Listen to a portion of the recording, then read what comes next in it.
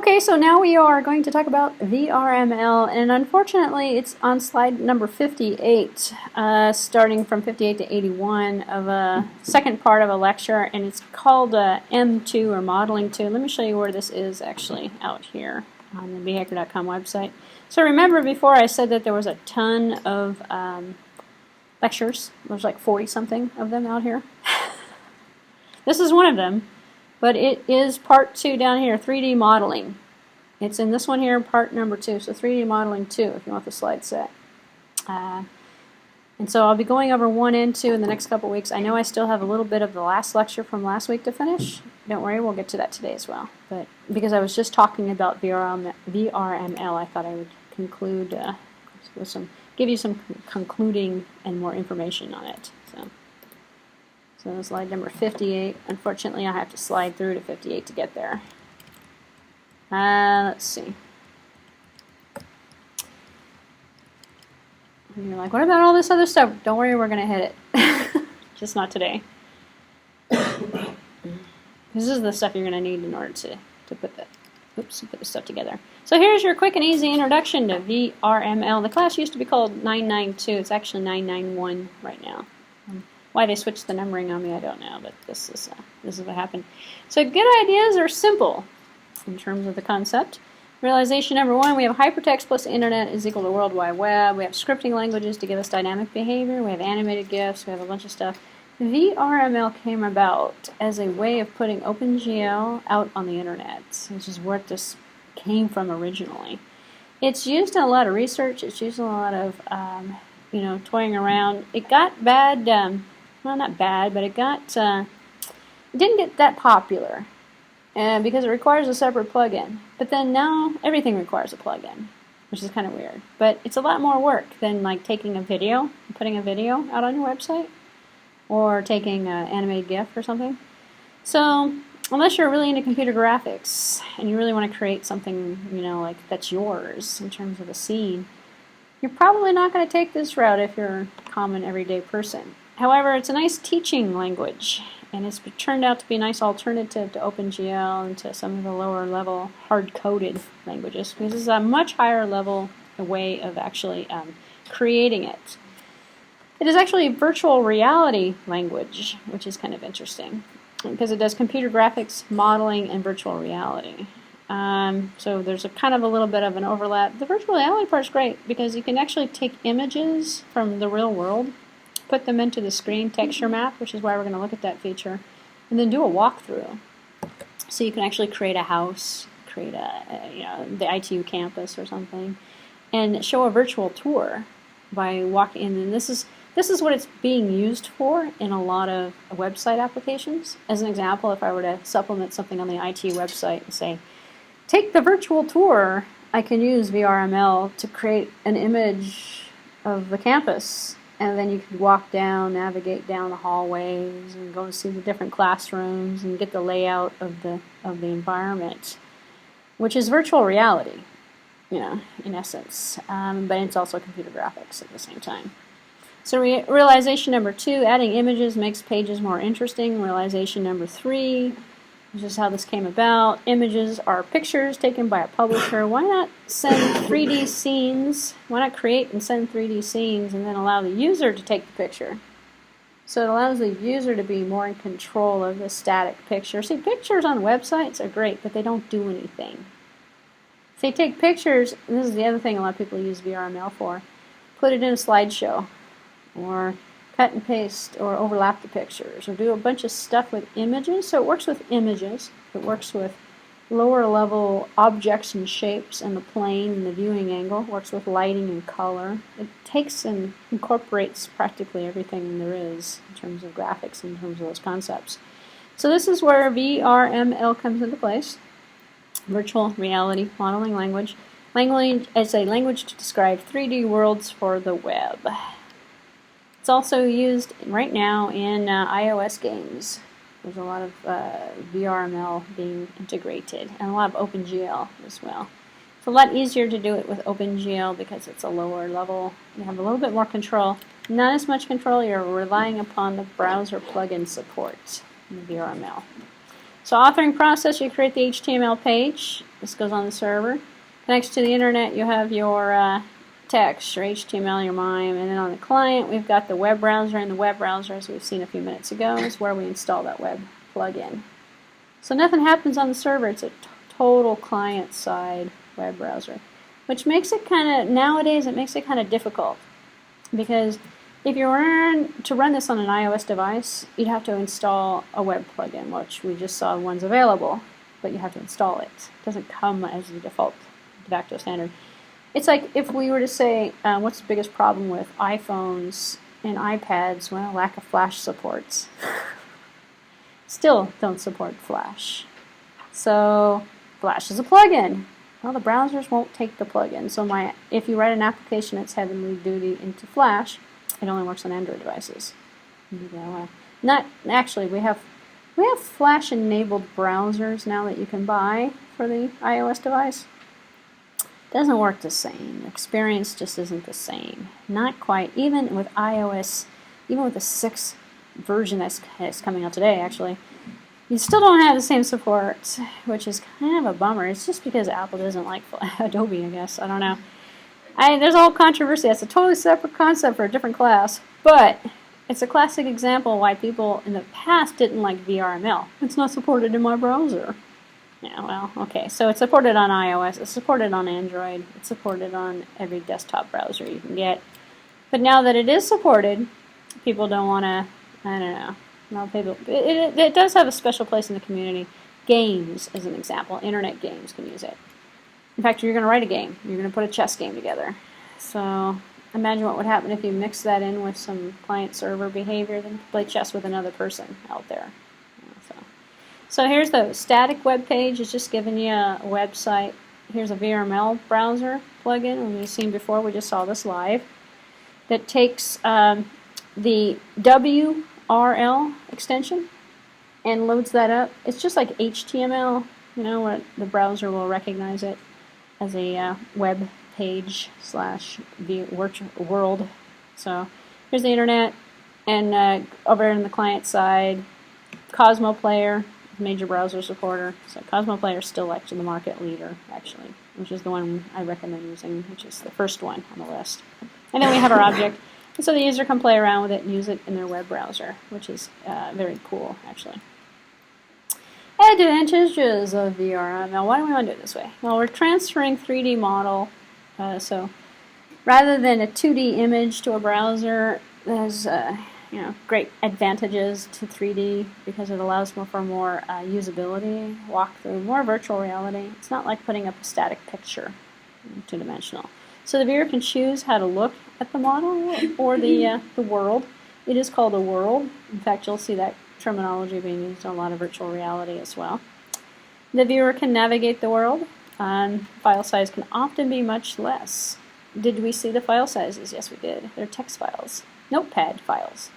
In fact, the one file that did the shoe was maybe 20, 30 lines of code, maybe. I'm talking about something going over the internet, something that's being transferred back. Very small file, runs fast. So it has the advantage of running extremely quickly. Not too much coding. That whole big old world with the two pieces on the board, which is similar, which is why I'm showing it to you. Very similar to what you're going to be doing for one of the assignments. It's actually kind of, maybe about 50 lines, 40, 50 lines of stuff. And there's only 1 or 2 words per line. So it's not too much coding, actually. It's all text files. How did it all begin? Well, the original brainwave was Mark P.C., I can't say that, Tony Parisi, 1994. Let's remember that date. Version of VR virtual reality interface for the web. We had 1.0. We're only on 2.0, by the way. We had 1.0. So it was a partial realization based on Open Invention, Silicon Graphics Toolkit, similar to the OpenGL, but higher level. So then we had 2.0, which is, basically an extension, more OpenGL support for that. Open Inventor, file format, plus hyperlinks. Actually, you could put hyperlinks. In fact, you can put 2.0. You can add audio, which is really cool. So, which is really cool because you can there's an example out there you can probably find that goes through a nightclub actually, and it goes into different rooms, and you have different music playing in the rooms. So you navigate into the room and you start hearing disco, and you come out and you go into another room and start hearing country music, and the scene looks different, which is really cool because you can look around, and then you can come out of the room back into the hallway. So it kind of creates a more lifelike type of interface. Static non-interactive worlds were in 1.0. Animation was added to 2.0. And then in late 1994 we had CGI. Silicon Graphics essentially was the backer. So then we had VRML 97, still kind of popular. Added object behaviors and interaction to allow creation of dynamic worlds, ISO standard from 1997. Still based on CGI. Actually, it's all still based on CGI, Silicon Graphics research. And then in year 2000, being reworked as XML. So we have X3D. So we can actually, if you're a web developer, familiar maybe with XML, or maybe you're taking that class now. There's a 3D version of it, so it's X3D. So many new developments, more compatible with data transfer. So if you're going to create a program that's going to like transfer data from one computer to another or to a server, you might be looking at an X3D. Especially, we don't have to make your chessboard interactive, but you could. You can make it so multiple people go to the same website and they can all move the pieces around and everybody sees the pieces move. Then that's really cool virtual reality. That's like a live game that's going on. So there's a lot of advances in the language. There's a lot of add-ons and components to it that make it more feature-rich as well, which is why it's used for some games as well as the real estate applications and all sorts of different things. So we saw the file, and here's kind of a breakdown of the file to give you. And this is the quote-unquote programming that you're going to be doing. I don't know if I really want to call it programming, but so the file consists of the header, and we saw the header, which identifies what version. This is for the browser. It's for the plugin to know. If we put 1.0 in here, it knows it doesn't have to support certain things and has different implementation of certain concepts. Then we have this thing called a node. And the node is the hierarchy of components. And remember last time when I was talking about OpenGL, I mentioned the hierarchy. So the graphic image has a hierarchy. And I believe last time I talked about, well, I don't know if I talked about it or not, but I probably haven't gotten that far in the lecture. If you talk about a humanoid or a human as an example, most people are familiar with your own human body, usually. So you got a head, a neck, you got a spine. Hopefully, some people are spineless. You have arms and legs and feet, some fingers and stuff. Well, there's a hierarchy of components. The theme of your humanoid is going to show you, it's going to basically make that assignment that you're going to do the humanoid for, you're just going to make the hierarchy a little bit more obvious because you have to put the pieces together. So like, if the person falls down, they're not going to fall down like this, they're not going to like a tower. They're going to like lean down or something. And then the hierarchy of components are going to move in the plane. So to walk, you have the feet that are connected to the, and then you guys remember that song, the hip bone's connected to the arm bone? No, okay. All right, well, if you grew up in the States, actually the Flintstones, no, not the Flintstones. Actually, that was from the Flintstones, but there was the Monsters. The Monsters had a song in there, too. You guys ever heard of the Monsters? Flintstones? Flintstones. Bugs Bunny? Actually, that's a different manufacturer, but children's cartoons had the whole thing, it was just kind of interesting because it all relates to computer graphics. But, think about it. It's a bunch of computer graphics people making these cartoons. So they're going to use computer graphics humor. Anyway, they go through the entire hierarchy of a humanoid in that song. They're talking about, well, it's the human, the elbows, but they make up all the words. They're different than in anatomy.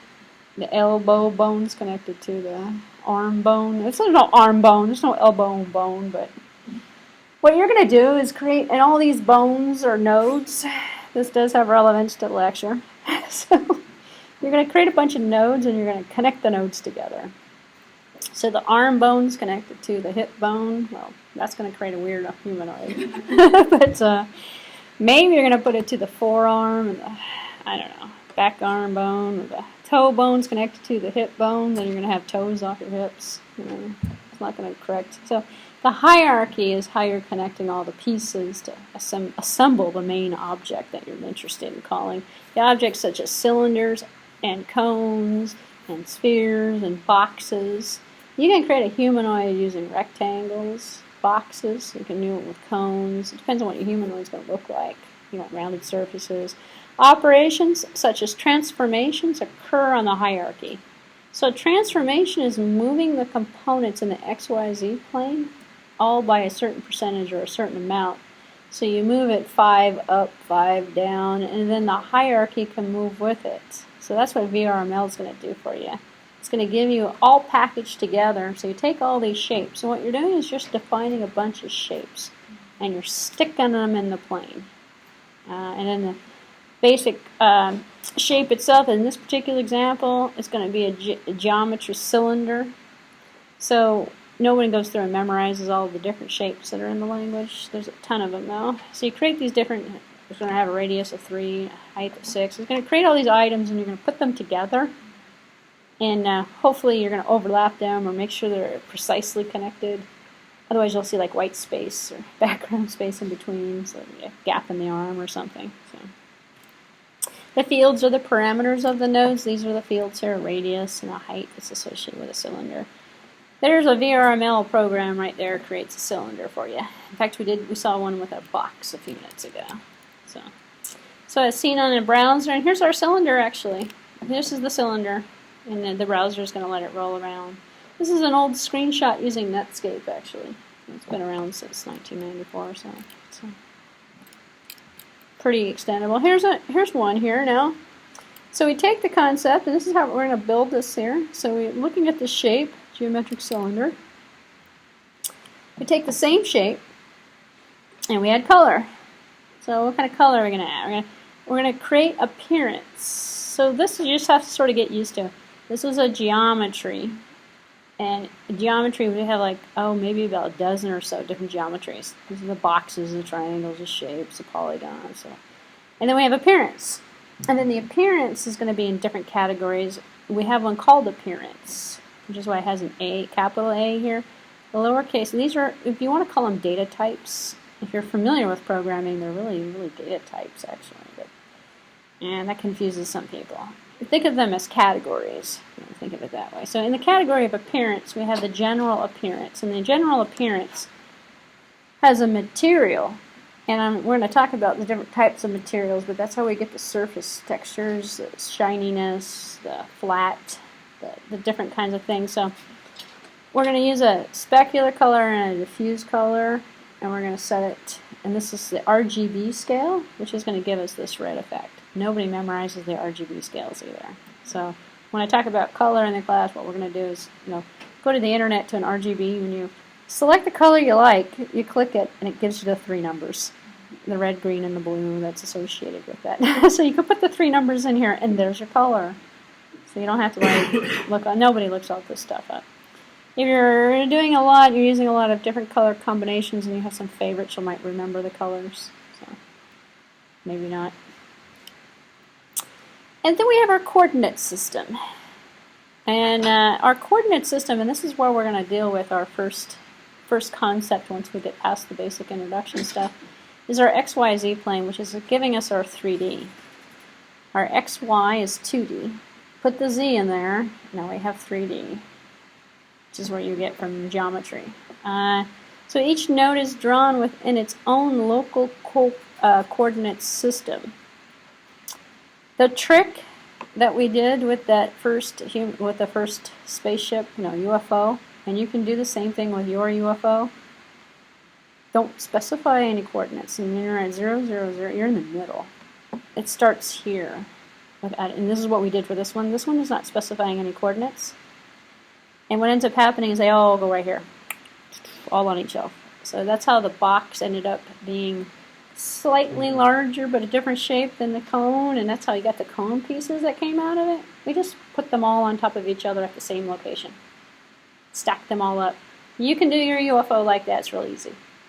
But make sure you have various different shapes, and so when you put them all on top of each other, you can kind of create this thing. It's a UFO, Well, it is going to look like a UFO at that point. the way you're going to create your humanoid, and the reason, so the assignments go progressiveness in difficulty. So the first one, you just put them all on top of each other. The last assignment, the humanoid, you're going to need to space it out.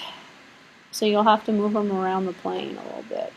So you can put one, you know, the arms and the legs. Let's say this was the torso. Or let's say this is the neck. You have to put the head up here. And the head's just going to be a box or something. Unless you can make a little Frankenstein out of it, or a circle. You know, you could put a little neck in here and call this the torso, or the body, and then put the arms out. If you layer them all on top of each other, you're going to have like this human that's inside of a human that's inside of a human. All the pieces are going to be all in the same spot, which isn't going to work. It might work for your UFO, but it's not going to work for a bit more advanced kind of stuff. So then we have this transformations. So can be subjected to a modeling transformation. So you can scale, rotate, and translate. So here's our transformation for a scale. And in our scale, we can pick out the coordinates, x, y, z. So when you see three numbers, think x, y, z, unless you're thinking and looking at colors, which is going to be RGB. So we have a child, and inside we're creating a transform, and then we're creating the scale, and then inside we're going to define a child node, and the child node is going to be a shape, it's going to be a cylinder. And the cylinder is going to have a radius and a height. Well, that's the cylinder we just looked at. So a transform is a VRML node treated just like an object. It appears in a group of child nodes. So your humanoid, you're going to have to group them together. You don't have to transform for the UFO. The UFO, you're just going to create a bunch of shapes and stick them out there. So now you're thinking, well, is this sounding a little easier? So then just basically create a bunch of shapes. If you look at the UFO example I gave you, it's just a bunch of shapes. So, and then we are going to change the appearance here. We're going to add some color to it, so it makes it more colorful. So here's a hierarchical structure, and you can create the hierarchical structure. You don't have to do this for the first assignment. You'll be doing it later on. We have the parent, we have the child. So the parent is the transform. So inside of this transform, call it a function because this is pre-object orientation, not really a method, but call it a node. Call it a node, that's probably a better word for it. Inside of the node we have the child node. The child node is carrying the cylinder, which is the shape, which is the concept of the shape. And so we can stick inside of the transform a bunch of other stuff. Why is this important? Well, because we can take and we can move the transform. And then all the items inside of it move. As an example, if I were to create a humanoid, and I had 3 components on the arm, I move the highest one up, well, everybody else is going to move up too. Move this one, and this guy is going to move up, including the hand, hopefully. Move this one, then all the fingers are going to move up. So the hierarchy is going to control the levels of, what are you taking a picture of? I was going to control the levels, I'm sorry. Control the levels of the nested nodes that are inside. Maybe she has something on her screen. You're taking a picture of me, are you? I have copyright protection. I'm just kidding. Alright, so the this generalizes to allow nodes to appear in a hierarchy. Here's our hierarchy here. Transform, we have a shape. We have another transform inside of the transform. Inside of the transform, we have 2 more shapes. So it's known as a VRML scene graph. So we create a scene graph, which is nothing more than the hierarchy of shapes that are appearing inside of the transforms. The transform is nothing more than the word that says, hey, we're going to create a new branch. And it's a transform that's going to contain either another transform or shapes. So we can't really create very much. We create shapes and we create transforms. And we put them inside of each other. We nest it, and then we rotate it. And then we apply movement and animation, which are more functions that we can add to it, which is actually kind of cool. Look at this guy. This guy's pretty easy, actually. So he's all inside of one transform. He doesn't work because he's not static. This is a picture. But if so, I could rotate him around. He got a hat, he got a head, he's got some arms. So here we see a cylinder, a sphere, and a cone nodes. Has been subjected to a modeling transformation in order to position them. So the transformation allows us to position things in relationship with other things. That's the high technical term, things. All these things are things, they're nodes. So the transform, in the definition of the transform, we put the head on top. There's a little neck in here, on top of the neck, on top, and this is just another cylinder. Actually, this is created with one cylinder and then 1, 2, 3, 4 cylinders. In fact, we can make this on the front and then on his reverse side, leave it so it's just round. The front doesn't have to match the back, actually, in this case. And all the different pieces allow us more animation. So the more pieces we have, the more we can animate the sucker. So, because we're just going to move different shapes inside of the plane. And here we have instances. So remember those goldfish that were swimming around the pond? It's just one goldfish. And here we have just one of these, I don't know what you want to call the guy, the little soldier dude. They're all the same. We just put a bunch of them in there. So they're instances of the objects. So a node can be given a name, we call it something, and then used multiple times with different transforms applied to each. You're going to do this with the chessboard. So you're going to give it a chessboard. You don't have to create 5 of the black and 5 of the white. You just create 1 black and 1 white. Actually, if you're smart, you just create 1. And you put color black and white. And you duplicate them out on the board. So, not to take all the fun out of that one, but that's easier to do than a chess game. Checkers, it's all the same, and all the pieces look the same. They're just different colors. Chess, a little bit more complicated. You don't have to do chess. The assignment's going to have you do a checkers board. If you want to do a chess, you can. Then you have to have pawns and kings and queens. There's only 1 king, 1 queen. There's tons of pawns, but there's, more variation. All that requires a little bit more work because you got to create all those different, well, 1 of each, I should say. So we have a definition of DEF, which we're going to give a name, and then we're going to call it a shape, which gives it a name, and then we use this here, whatever that means. This is the name that we've given it. Define this as a shape, and the shape is this guy here, which is going to be the transform. And it allows us to be included at any point in the scene graph, so we can put these guys at Oompa Loompas. You guys heard of Oompa Loompas at least? Charlie and the Chocolate Factory? Right, Glass Elevator? Those are books! Yeah, okay. That's international, isn't it? Oompa Loompas come out of that. They all look the same. They're like purple or something. They don't look like these. Well, these guys sort of remind me of Oompa Loompas. This is why I said that. But they're like worker bees. They go through the chocolate factory, and they make all the stuff, all the candy for the kids, well, or for the adults. Anchors. So a piece of the geometry can act as a link to another URL. This is when it gets really cool. So imagine you've got this world scene. You click on the world scene and it opens up a website. And this is what this example is doing here. It's opening up this, when you click on the hat, it's going. So when you click on the mouth and goes, ouch! You can play a sound. Well, anything a website can do. You can run a video. It can open up a URL. It's an anchor. An anchor's an anchor. Anchor in website development. It's essentially open up a PDF file. Open up another VRML image if you want to, actually. Textures. So this is what we're going to do with, it's a terrible picture on here. So the textures themselves, this is that guy that's in the website over here, by the way, which he's the one that actually put together a lot of the research for this. So he's one of the developers. I actually produced these materials as well. But okay, so textures. What is his name? Actually, give him proper credit, Ken Brodel. So Broadly. So years and years ago. This is like dated material. This is, in fact, I want to say that Netscape didn't exist past Windows 95, maybe. I'm not quite sure. This is extremely old, but the concepts are still the same. It hasn't changed much. We're only on version 2.0 from the 1990s. So. Which is kind of interesting. So texture mapping. So as a concept, one of the things that we're going to look at is, and it's actually kind of easy, there's a couple of different ways of doing it, but taking a picture and mapping it onto the object, which is what you can do in VRML as well. So images can be mapped to the geometries to provide texturing.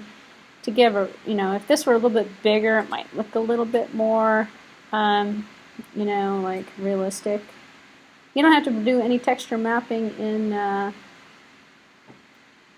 in your first 2 or 3. You can optionally do it. There's one assignment that will have you apply a texture, put an image on top of something.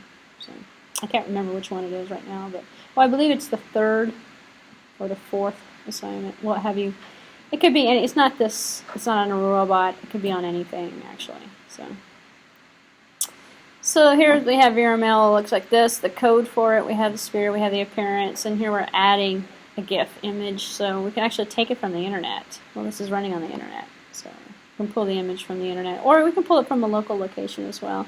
It's another anchor actually that's being added to the image texture for this object. It was actually kind of cool. And then we have polygonal surfaces. So remember wireframing and polygonal kind of concepts. So the general primitive for drawing polygon surface is we have an index space set, coordinate fields that list the points and the coordinates described for polygons. So its basic coordinate system is consisting of, if we take this approach, a bunch of polygons. And the polygons define the shape. And the shapes are predefined when we define them from the VRML. Same concept that we get with OpenGL, actually. But in OpenGL, we don't get shape. Well, actually, we do. We can do shapes in OpenGL, but it's not quite as user-friendly. So here, in terms of the coordinate system, we can do a point at certain points, and we can do coordinate indexes. So a couple of those examples that we looked at, when we start looking at animation or we start looking at movement, we have to look at the polygon surfaces. And well, which surface should we rotate? Which surface is going to be showing? We can draw it out manually to move it, to put it someplace on the plane to provide the functionality that we're looking for. A couple of those examples, if you take a look at it, will give you the coordinate system for the entire shape. And we have lights. Some of them, actually the shoe, I was trying to show you the light. It's actually a spotlight, or a point light that was being used. I can't remember which one. The light we add just like a shape, and we set the direction, and we set the intensity, and we set the color. It doesn't have to be white light. So that when we put the light source into the world scene and we rotate the object is automatically under the light, and the proper effect. If you remember what I was trying to show you on the shoe, where it got dark and it got light, with the rotation of the top of the shoe, or I think I was doing the side of the shoe, I can't remember, but done automatically for us. So it includes directional light, point light, and spotlights. This is what the only 3 that we get in VRML. OpenGL, dozens more and different types. So we have a subset because we're working at such a higher level API on top of it. We don't get the same amount of functionality. We get primitive kind of functional light. If you really want to do it correctly, you do it in OpenGL and you use a lot more sophisticated, more options that are going to be available to you. Note the hash sign is a comment. So in here this says red. So when we can put comments, actually you can put comments. In fact, we saw comments in the source code examples I showed you at the beginning of the lecture. Actually, when I was going over the assignment, that said that this is the yellow, this is, if you don't put comments in there and you look at the code like a couple of days after you write it, it's going to be hard to tell what this is. So you can say, humanoid's arm, humanoid's neck, and then you can identify those shapes that you've put in there so that you can color them correctly and stuff. Here's an example of a point light. It's going to be turned on. You can turn on and off the light. So I'm going to look for that little Pixar thing because I think that's really cool. And you can rotate it's a cone on the end of a cylinder with a bunch of other little cylinders and cones of shapes, and all put together so that the light moves. The motion is the light going this way, and the point light moves. And it's done in VRML, actually. And it casts a shadow. You can have a button on there and press the button, it turns the light off. So you can have it on, you can have it off. And in fact, you make a call and you create an event. which fortunately for you, I did not subject you to that. We're going to look at a lot of examples. 99.9% of all of the assignments that I created for you, no event-driven behavior. Because then that gets a little, no menus either. So you can put up a supplemental panel as an example on top of the, or in the scene where users can click on stuff and it does stuff. That's all optional for you if you want. And also the concept of being able to take an object in the scene and modify the object real time while the scene's running. It's just more coding. It's event-driven behavior. That borderlines on programming. So that I kind of went, okay, we'll just leave it alone. If you want to add that into your stuff, you can.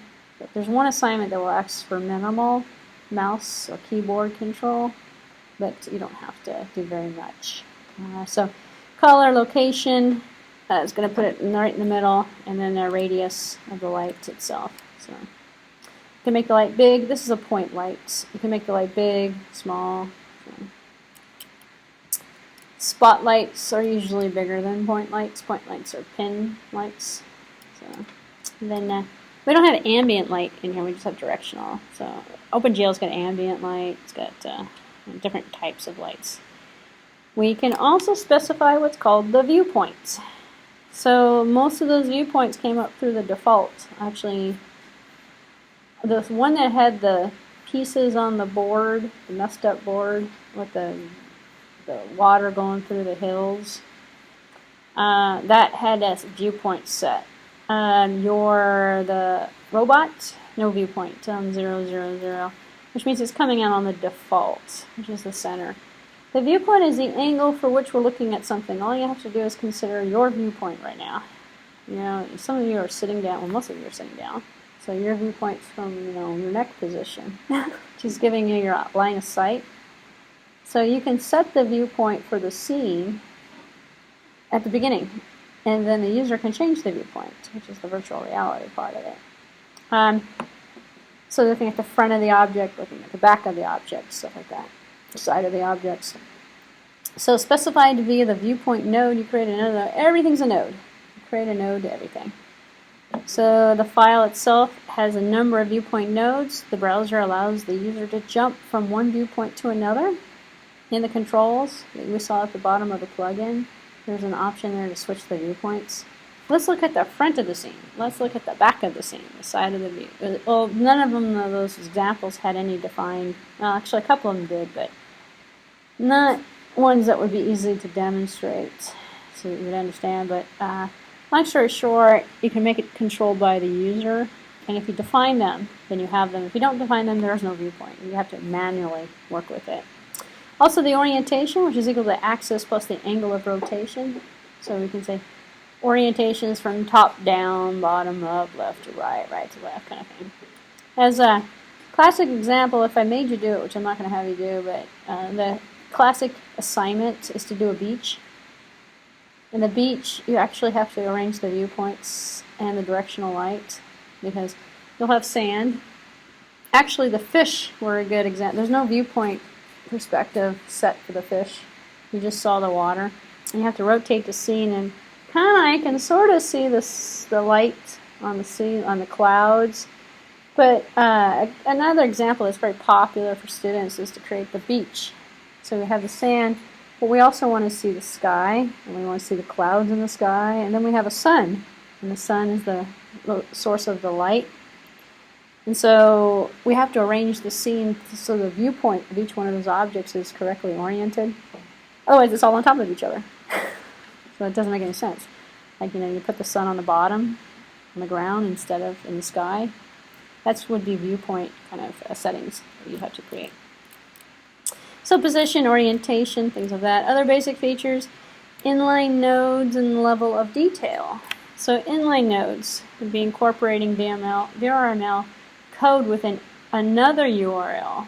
So it allows you to compose large worlds from many smaller ones. So you can take your spaceship, or UFO, I should say, and put it on the beach. Or put it in the sky on the beach. Or so you can nest objects inside of objects. You can put them in different files and call the URLs for the files. So you can have which if you're going to build a lot of this stuff, you're going to have humanoid in one file, UFO in one file, and then you can stick them all together and create a carnival of objects. Here's the humanoid walking past the UFO on the beach or something. Playing chess. There we go. Actually, you could put your humanoid or your... I guess you could do it.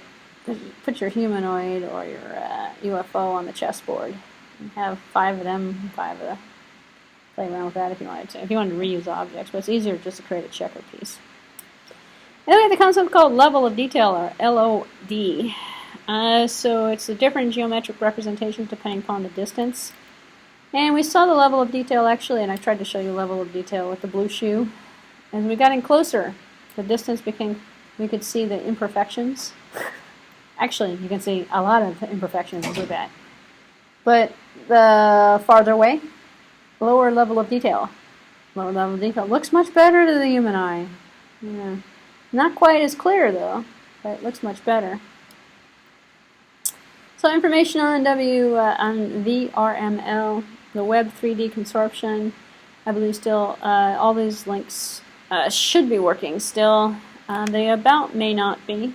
The Java 3D, I believe, actually, I'm kind of interested now. Let's see what happens if I click. That's not going to work.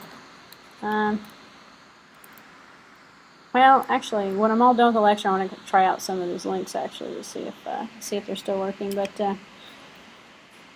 some of them, there was for the time period of between the 90s and the year 2000, there was a lot of growth in this. Once the year 2000 hit, other things took over, like video. YouTube became a lot more popular. Video components, graphics in general took over. A lot of people went, this is too much work. Let's just record a video and stick that on our website.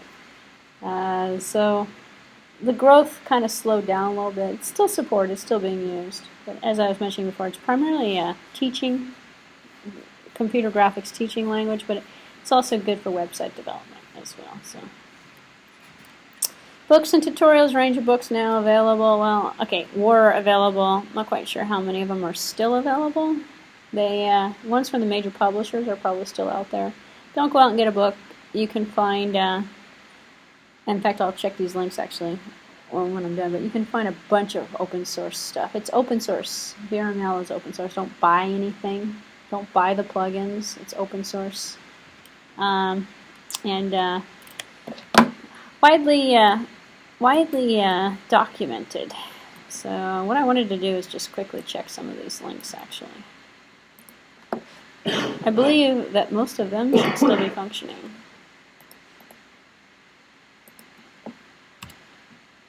Yep, 3D consorption. There we go. So, yeah, 3D, X3D and VRML on widely used still on iOS. Actually, this is a VRML. This is a human shadow lights, which is actually kind of impressive. You can do this in VRML. VRML. I can say that correctly. Let's see. I'm just kind of spot checking some of the links. Yep. That one's still working. Let me check some of the book links right now. These are online, some of them were online PDF files that were free. Nope, this one's not working. So that one's been taken out. The CGI ones. I want to say most of the CGI references are probably gone. Because then they became commercialized. Nope. Okay, so the book links aren't going to work for you. So it's a good test. This one should work though. Let's see if this one's going to work. So you'll have to do your own Google search. Don't trust those links. Nope, not going to work. Okay. I will come back to the first part of this lecture, which we skipped because we started from like slide 80-something, no, 60-something. So where's my TA? Remind me I have to finish this lecture. Because I didn't start it actually. We were working on number 4, and I think we got to slide 10 or 11. Yeah, okay. Let's finish this stuff up. Well, there's only 22 slides total, so we'll finish this up, and then we'll be done for today. It's about a half hour or so at the most. Last time I was talking about OpenGL. So some of these topics we're now covering are taken care of in VRML, but it's nice to know how they're built. Nice to know the underlying components. Looked at the development, the history of the API, the concept of what it is. If you missed this, look at the video from last week if you're new to the class. The SGI and GL interface to it from Silicon Graphics, the development of OpenGL, the evolution, the libraries, and we got to here. We're looking at the make and how this is fit in. This is a really good transition for VRML.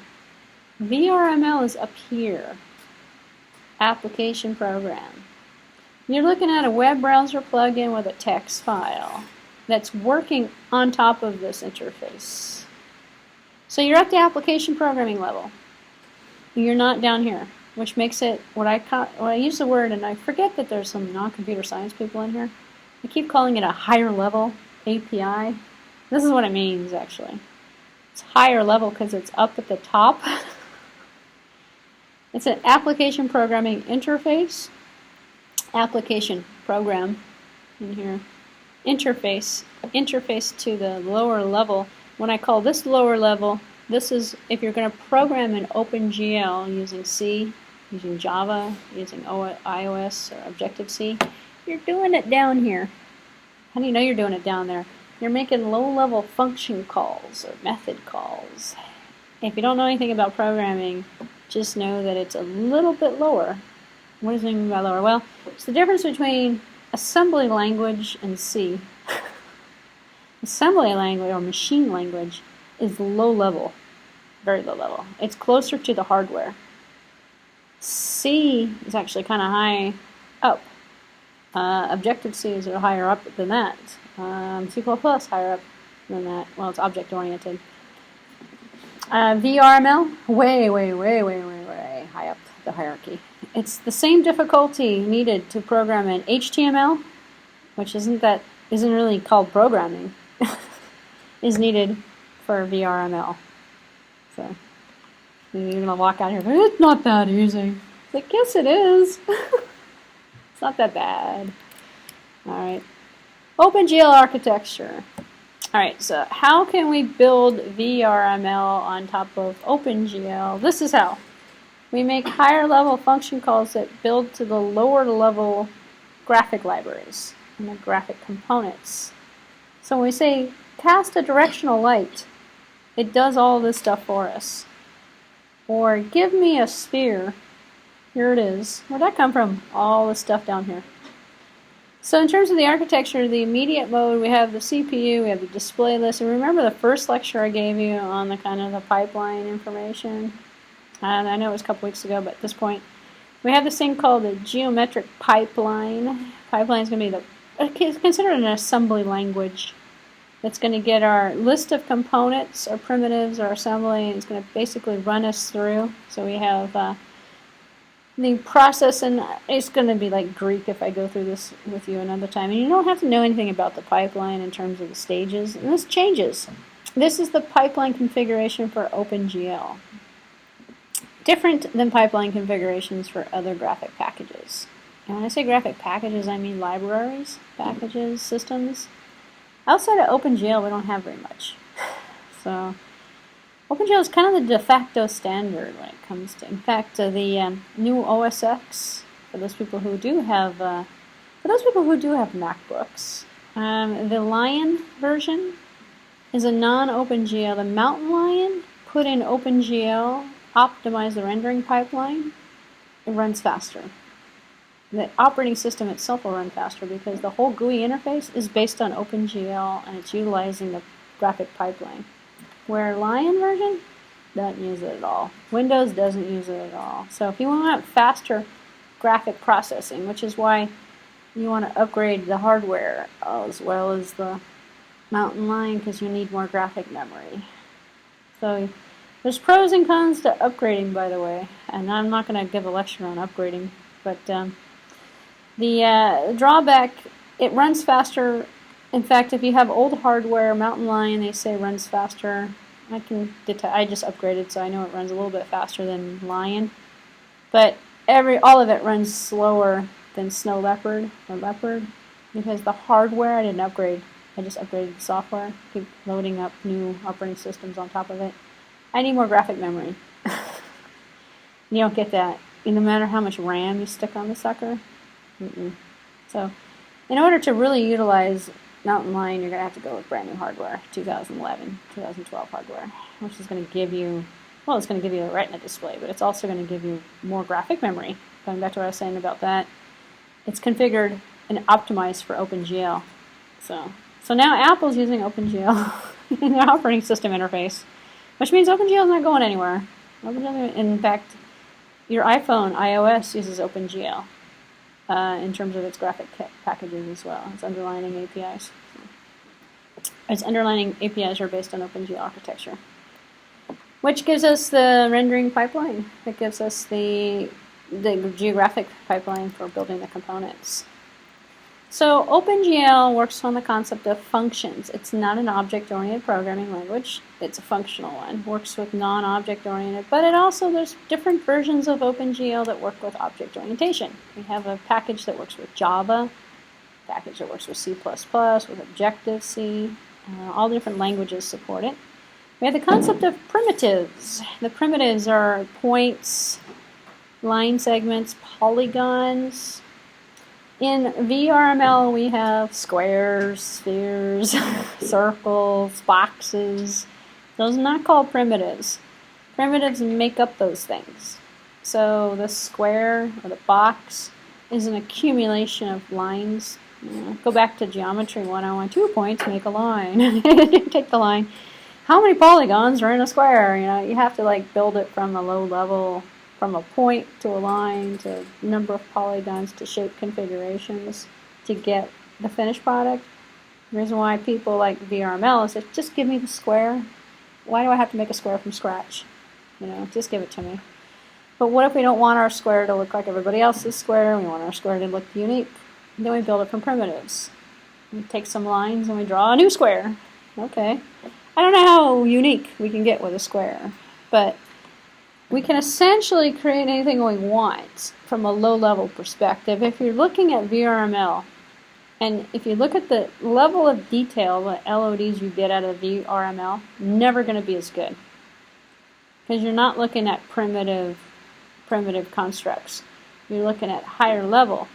So I don't care how many squares or boxes you put together, you're not going to get the smoothness between the components. You can get something really, really close, but it's not going to be like Roger Rabbit quality or like Pixar quality. Because you're not going down that level. If you want to go and you want to get top-notch production movie quality, you're going OpenGL. If that's your goal, essentially. However, you're looking at this on a monitor. Well, modern-day monitors are better than movie screens these days. But if you're looking at this on a computer monitor, depending upon the age of the computer, it might not even make a difference. Because you can't see the same level of detail. So there's pros and cons. And usually people start out learning the higher level, and then if they're going to get into it, you're going to add animation into a movie or something, you're going to use OpenGL. It's guaranteed. Or you're going to use something that's built on it, like Maya is built on OpenGL. I'm not familiar with all of the digital arts packages, but everything is built on OpenGL. Or 99.9% of it is built, or if it's built on a combination. So we have attributes, transformations. Transformations are going to give us our viewing and our modeling, our control, our input, and our query. So we can combine these things together with different libraries. When we think of the packages, the libraries have kind of changed over time. In the beginning, we had the basic shape components, the lines, the points, the lower level primitives, and then we had said, well, what about user input? So then that got added, and how it got added was through this thing called GLUT. So that's why we have OpenGL, then we have GLUT. So we can have one without the other. Because what if we just want the lower level primitives So, but we don't want the user events and stuff. That's where VRML comes into place. They put it all, well, they put most of the rotational stuff and the zooming and the navigation in the plugin. They're not using GLUT. However, you can have low-level VRML components, functions that you can create for mouse clicks, for animation that doesn't exist in or not capable through the plugin controls, which I thought was a really good compromise. You're not going to find a plugin control for OpenGL. Instead, you're going to have to take OpenGL, write it in a C++ program or a C program, and you have to create the functionality on your own using GLUT. That's what you're going to need to do, which makes it harder, makes it low level. So in OpenGL, we have this thing called a state. We have a state in the VRML diagram as well, world as well. The state is what are we doing right now? What we just opened up, so we're at the 0, 0, 0, unless we change the position of the viewpoint. What's our viewpoint? Is our light turned on? Is our light turned off? Are we accepting user inputs? What's going on? Which is referred to as a state. OpenGL runs in the form of a state machine, so all of the commands are there, and this is how the event-driven behavior comes out of it. So we go, well, we open up and we just sit there, and we wait. And in OpenGL, we loop. VRML, we loop. But we're looping, waiting for the browser control, waiting for that plugin to do something. Until we touch the plugin, we're looking at a picture, which is the state changes that are going to happen. So the functions are of two types. We have primitive generating and state changing. State changing gives us animation. So we just say, hey, move this object up, move that object down. Move this like it's like the fish swimming. It's just going up, down, up, down. The things are just moving in terms of a transition. So in a primitive generating environment can cause output if the primitive is visible, and how vertices are processed and appearance of the primitives are controlled by the state that is underneath. And then the state changing and the transformation functions, attribute functions are applied. So, which is kind of easy. It's just basically creating a new node with a new object that's going to basically apply some transformation. No object orientation, as I mentioned before. OpenGL from a primitive perspective, C code. No, if you're a programmer, you know the differences. If you don't worry about it. But we have different functions for practically everything. This is one of the faults of OpenGL, is that in Java we had to build an object-oriented API package on top of this to create methods, because here's 3 different functions that are all doing the same thing, but we have to create 3 different functions for it because we can't create an object and change the object. So it's not object-oriented, so there are multiple functions for a given logical function. And the underlying storage mode is the same. So it's easy to create overloaded methods in C++, but issues is efficiency. So the people that have created the higher level APIs that work with object orientation, we're not taking advantage of the speed for which OpenGL can actually run at, because we're creating another level of abstraction, another level of programming on top of the programming. Is what these APIs are doing for us. Which is what you're going to get with VRML. VRML is a higher level API. Your image isn't going to run as fast than if it was running on an OpenGL system. For internet, it's going to run faster because you're loading a text file, a small little text file, and you're having the browser do most of the work. If you were to take the concept and translate it to a program and embed it with source code, it's going to run slower. So, here's an example of the OpenGL format, and now once you learn the format, then you can learn the functions if you're going to program in this environment. So the function name is always the same. The GL is going to give us what library it's coming from. Most of them are GLs. You could see GLUT, actually, or you can see OpenGL-based libraries with the GL or GLUT up here at the beginning. This is going to be a vertex function with the dimensions, 3 dimensions. And then we have our XYZ plane. So, and our XYZ is going to be these 3 numbers right here. And So this is belongs to this library, and here's the P. So we had a V, a P, an F for floats. A P is a pointer to an array. So this is actually going to be like our data type for these guys here. So when people learn the format, and then they go, okay, what's the function? I want to do a vertex. Okay, which one? And then you, well, what do I want to give it? And you have to write a new function. Basically, use the right function for the right parameters you want to give it. So. And then we have define. So most of the, at the beginning of the program, when we bring this in, we don't import, we define. Well, actually, if we're working with Java, we're going to import the library in. But the defines, most constants are defined by the includes. The includes are going to be .h's. They're going to be gluts, GL. So the include is going to show automatically, include other ones. So basic C programming. Don't worry about the C programming code. You don't have to worry about that for this class. Generate a square on a solid surface, solid background. Here's the picture, right? So what you're going to see now, we did this actually. We created a box. It was 3 lines of code. Remember that example I copied from the internet? I saved it and I said, here's a box. And it was a white box that moved around. It had shape and it had a geometry box. 1, 2, 3, 3 or 4 lines of code that we did. This is the same thing in OpenGL. So instead of 3 lines of code, we have this. This is the same thing, by the way. No plugin, because this is not VRML. This is running in a C window. But this is, I think, the first half of it. Oops, there's more to it. No, actually, this is the whole program. This is the whole one.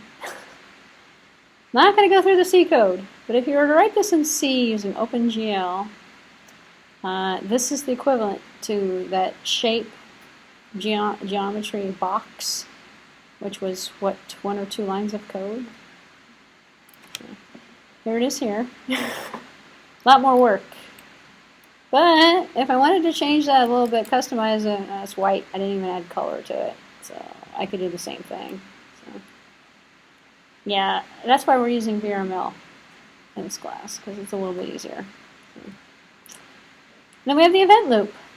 Remember I put the box up and I tried to move it around and it was white and I couldn't see the sides of it because it was all white. You can put a color on each side if you wanted to, you could see it. But the behavior was given to us by the plugin, and I was just taking my mouse and I was moving it over. Not the case in OpenGL. That behavior is given in the design of the plugin. In the plugin, we have this event loop we have to create that same behavior. So that was just displaying the image on the screen.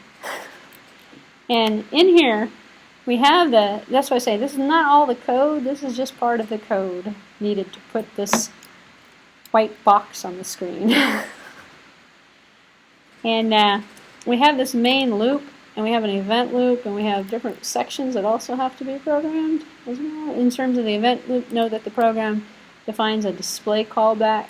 So we have my display, and basically we're looking for movement, we're looking for clicks, we're looking for what's going to happen when the object rotates, things of that nature. Every GLUT program must have a display callback extent. So executed whenever the OpenGL decides to display, must be refreshed. Then we have some defaults that are sent. So simple.c is too simple, so heavy use of state variables, viewing, color, window parameters. It's the same as when we created that VML box. So if you think the box example that I gave you is complicated, this should hopefully clarify that point for you. This is more complicated. Notes about the compilation. See the website for FTP examples. Actually, I have these examples, by the way. I have them in the bhacker.com website. In Unix or Linux, you actually have to have C or C++ installed. You have to run it with the libraries. You have to have the libraries installed. In VRML, there's no compilation. There's no libraries. There's nothing. What I showed you at the beginning before I started this video when I was going over the assignment, that's all you have to do. And get yourself Notepad Plus or Notepad or Text Wrangler or something, and then edit your files. There's no compilation with VRML. Those are text files. Compilation on Windows, you got to use if you're going to use OpenGL, You're going to use C++, Borland C, Visual C++, Linux, a little bit more complicated. So, and just to clarify that point, if just to reiterate here, if you come into fall 2012, you go into computer graphics. This is the programming examples. I'm going to relabel this and call it OpenGL. What I'm going to do between now and next week is make another one that's called VRML examples and stick a bunch of stuff in there. I'm also going to create a Word file that's going to give you a bunch of tutorials. So your homework for this week.